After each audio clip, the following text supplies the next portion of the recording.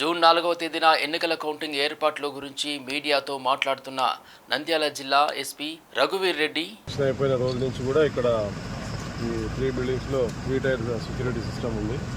Kerala special police ఉన్నారు, తర్వాత మన స్పెషల్ పోలీస్ ఉన్నారు. బయట సర్కిల్లో సివిల్ పోలీసు కంటిన్యూగా ఒక డిఎస్పీ ఇన్ఛార్జ్ ఆధ్వర్యంలో సెక్యూరిటీ అరేంజ్మెంట్స్ అన్ని జరుగుతూ ఉన్నాయి. కౌంటింగ్ రోజు ప్రత్యేకంగా ఏంటంటే ఇటు మన నందికొట్కూరు, నంద్యాల, ఆలగడ్డ ఇటువైపు నుంచి వచ్చే శ్రీశైలం ఇటువైపు నుంచి వచ్చే వెహికల్స్ అన్నీ కూడా కేశవరెడ్డి స్కూల్లో పార్కింగ్ వెహికల్స్ ఉంటాయి. కేవలం ఏజెంట్స్ మాత్రమే, ఏజెంట్స్, జనరల్ ఏజెంట్స్, క్యాండిడేట్స్ వీళ్ళు మాత్రమే అలౌ చేయడం జరుగుతుంది. అదర్ పర్సన్స్ ఎవరు కూడా దయచేసి తీసుకురావద్దు. విత్ ప్రాపర్ ఐడెంటిటీ కార్డ్ రావాలి.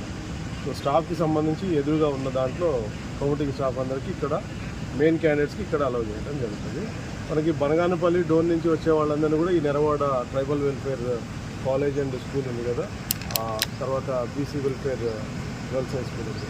ఆ 2 క్యాంపస్లు కూడా పార్కింగ్కి అటువైపు నుంచి వచ్చిన సెగ్మెంట్ వాళ్ళకి పార్కింగ్ కోసం అలౌ చేయడం జరుగుతుంది. ఏజెంట్లు సుమారుగా ఒక్కొక్క నియోజకవర్గానికి 300 వరకు రావచ్చు. ఏసీపీసీ కలిపి వాళ్ళపైన ఏమైనా కేసులకు సంబంధం లేదనేది చెప్పడం జరిగింది. అలా అని వైలెంట్గా ఎవరన్నా ఉంటే మాత్రం అలౌ చేసే పరిస్థితి లేదు. 144 టోటల్ జిల్లా అంతా కూడా ఉంది. 144 సెక్షన్ అమల్లో ఉంటుంది. ఎవరు కూడా ఎక్కడ పార్టీ ఆఫీసుల దగ్గర కానీ ఇళ్ళ దగ్గర కానీ ఎక్కువ సంఖ్యలో గుమ్ముకోవడానికి అవకాశం లేదు. ఆ ఛాన్స్ కూడా ఇవ్వదలుచుకోలేదు. అన్నీ కూడా పికెట్లు వేయడం జరిగింది.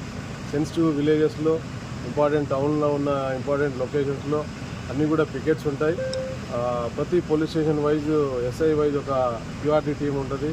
ఒక ఇన్స్పెక్టర్ తన పరిధిలో క్యూఆర్టీ టీం పెట్టుకొని తిరగడం జరుగుతుంది.